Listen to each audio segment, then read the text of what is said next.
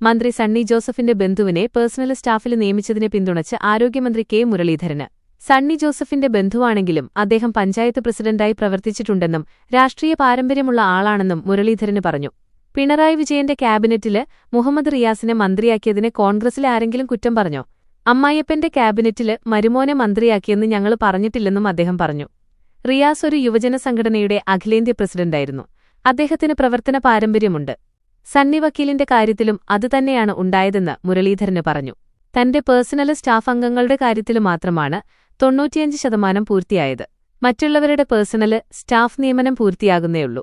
ബന്ധുക്കളെ നിയമിക്കുന്നത് ശരിയല്ലെന്നതാണ് എക്കാലത്തും പാർട്ടി നിലപാട്. മുൻപ് ഒരു മന്ത്രി മരുമകളെ കുക്കായി വച്ചിരുന്നെന്നും മുരളീധരന് പറഞ്ഞു. അതേസമയം സഹോദരീ ഭർത്താവിനെ പേഴ്സണൽ സ്റ്റാഫായി നിയമിച്ചതില് തെറ്റില്ലെന്ന നിലപാടില് ഉറച്ചുനിൽക്കുകയാണ് മന്ത്രി സണ്ണി ജോസഫ്. നിയമനത്തില് നിയമപരമായ തടസ്സമില്ലെന്നും ബെന്നി തോമസ് മാതൃകാപരമായ പൊതുപ്രവർത്തനം നടത്തുന്ന ആളാണെന്നും മന്ത്രി പറഞ്ഞു. മികച്ച ഭൂരിപക്ഷത്തില് പഞ്ചായത്ത് പ്രസിഡന്റായ നേതാവാണ് ബെന്നി തോമസ്.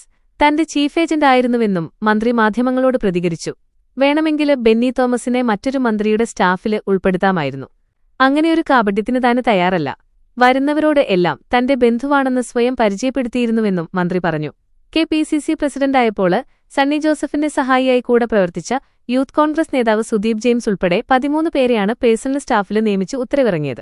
മന്ത്രിയുടെ സഹോദരി ഭർത്താവ് ബെന്നി തോമസിന്റെ നിയമനം ബന്ധു നിയമനമാണെന്നാരോപിച്ച് സമൂഹമാധ്യമങ്ങളിലുൾപ്പെടെ ഇടത് കേന്ദ്രങ്ങളിൽ നിന്ന് വിമർശനമുയരുകയായിരുന്നു.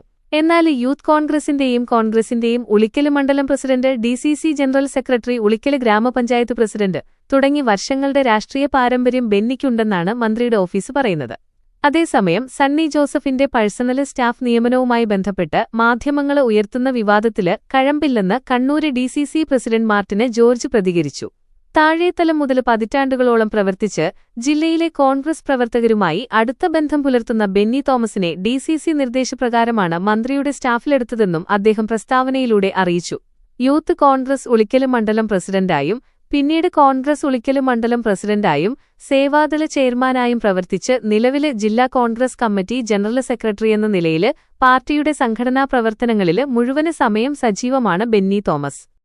21 ലക്ഷത്തോളം സന്തുഷ്ടരായ ഉപഭോക്താക്കളും 2 ലക്ഷത്തോളം തിമിര ശസ്ത്രക്രിയകളും പൂർത്തിയാക്കിയ മലബാറിലെ ഏക കണ്ണാശുപത്രി Al Salama eye hospital road, Perinthalmanna.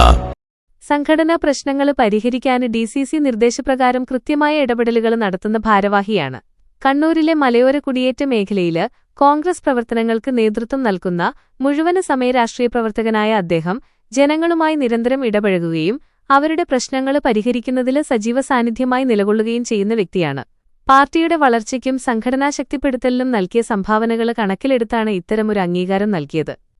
അല്ലാതെ മന്ത്രി സണ്ണി ജോസഫിന്റെ ബന്ധുവാണെന്ന കാരണത്താലല്ല ബെന്നി തോമസിനെ പേഴ്സണൽ സ്റ്റാഫിൽ ഉൾപ്പെടുത്തിയത്. ബെന്നി തോമസിന്റെ ദീർഘകാല രാഷ്ട്രീയ സംഘടനാ പ്രവർത്തന പരിചയം പരിഗണിച്ചാണ് ഇത്തരമൊരു നിർദ്ദേശം ഡി.സി.സി നൽകിയതെന്നും ഇതു സംബന്ധിച്ചുയരുന്ന വിവാദങ്ങൾക്ക് യാതൊരു അടിസ്ഥാനവുമില്ലെന്നും മാർട്ടിന് ജോർജ് വ്യക്തമാക്കി.